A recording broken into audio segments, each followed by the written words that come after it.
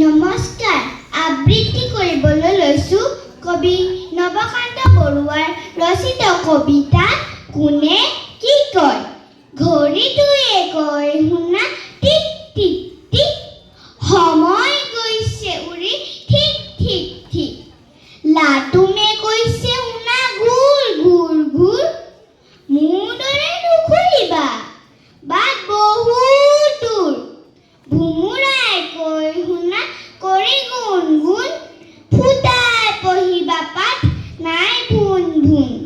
কুকুৰে কয় হিয়াহি ভুক ভুক ভুক, দুখ নাই দুই এটা হলে ভুল চুক।